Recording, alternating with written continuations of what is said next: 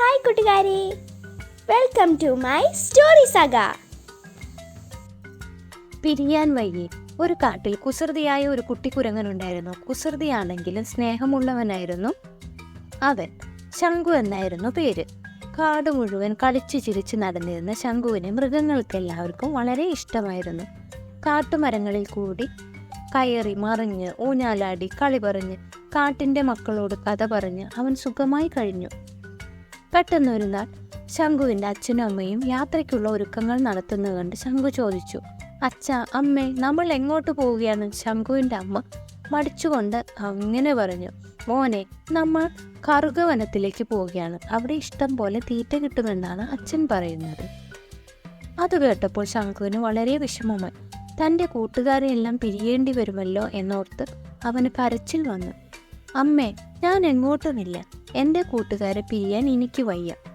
ഇത് കേട്ടപ്പോൾ അമ്മ അവനെ വഴക്കു പറഞ്ഞു. അവസാനം ശംഖു ഒരു തീരുമാനത്തിലെത്തി. ഈ വിഷയം കൂട്ടുകാരുമായി ഒന്ന് ആലോചിക്കുക തന്നെ. അങ്ങനെ അവൻ തൻ്റെ ഏറ്റവും അടുത്ത കൂട്ടുകാരനായി മുയൽ കുഞ്ഞിനോട് വിവരം പറഞ്ഞു. നീ വിഷമിക്കേണ്ട, ഞാനൊന്ന് ആലോചിക്കട്ടെ, മുയൽ മറുപടി പറഞ്ഞു. അങ്ങനെ ശംഖുവിൻ്റെ അച്ഛനും അമ്മയും പോകാൻ തീരുമാനിച്ച ദിവസമെത്തി. ശംഖു വളരെ വിഷമിച്ചാണ് അവരുടെ കൂടെ പുറപ്പെട്ടത്. തൻ്റെ കൂട്ടുകാരോടൊക്കെ എല്ലാം യാത്ര പറയുമ്പോൾ ശംഖുവിൻ്റെ കണ്ണുകൾ നിറഞ്ഞിരുന്നു. മുയൽ കുഞ്ഞു മാത്രം നമുക്ക് ഉടനെ കാണാമെന്നാണ് ശംഖുവിനോട് പറഞ്ഞത്. ശംഖുവിന് കാര്യത്തിൻ്റെ കിടപ്പ് മനസ്സിലായില്ല. അവൻ അങ്ങനെ യാത്ര ചെയ്ത് കറുകവനത്തിനടുത്തെത്തി. അവൻ പോകുന്ന ഭാഗത്ത് കുറച്ചു മുയലുകൾ മേഞ്ഞു നടക്കുന്നുണ്ടായിരുന്നു.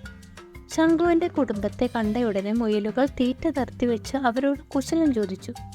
നിങ്ങൾ എങ്ങോട്ടാണ് പോകുന്നത്? ആ കൂട്ടത്തിൽ പ്രായമായ ഒരു മുയൽ ചോദിച്ചു. ഞങ്ങൾ കറുകവനത്തിലേക്കാണ്, ശംഖുവിൻ്റെ അച്ഛൻ പറഞ്ഞു. ഉടനെ മുയൽ എന്തോ ഭയന്നതുപോലെ പറഞ്ഞു, അയ്യോ, കറുകവനത്തിൽ ഒരു പുലി ഇറങ്ങിയിട്ടുണ്ട്. ഒറ്റ മൃഗങ്ങളെയും വെറുതെ വിടില്ലാന്നാ കേട്ടത്. ഞങ്ങൾ പേടിച്ചാണ് ഇവിടെ നിൽക്കുന്നത്. നിങ്ങൾ മടങ്ങിപ്പോകുന്നതാണ് നല്ലത്. ഇത് കേട്ടപ്പോൾ മറ്റൊരു നിവൃത്തിയുമില്ലാതെ ശംഖുവിൻ്റെ കുടുംബത്തിന് അവിടെ നിന്ന് മടങ്ങിപ്പോകേണ്ടി വന്നു. എല്ലാം മുയൽ കുഞ്ഞിൻ്റെ സൂത്രമാണെന്ന് ശംഖുവിന് മനസ്സിലായി. തൻ്റെ സ്വന്തം കാട്ടിലെത്തിയ ശംഖു സന്തോഷത്തോടെ മുയൽ കുഞ്ഞിൻ്റെ അടുത്തേക്ക് ചെന്നു. എന്നിട്ട് പറഞ്ഞു, നിന്റെ സൂത്രം കൊണ്ട് നമുക്ക് വീണ്ടും ഒന്നിക്കാൻ കഴിഞ്ഞു. നിനക്ക് നന്ദി വരട്ടെ. ഇത് കേട്ട് മുയൽ കുഞ്ഞ് തൻ്റെ കൂട്ടുകാരനെ വീണ്ടും കാണാനായല്ലോ എന്നോർത്ത് പുഞ്ചിരിച്ചുകൊണ്ടേയിരുന്നു. കഥ ഇഷ്ടമായാൽ സബ്സ്ക്രൈബ് ചെയ്യാൻ മറക്കരുതേ.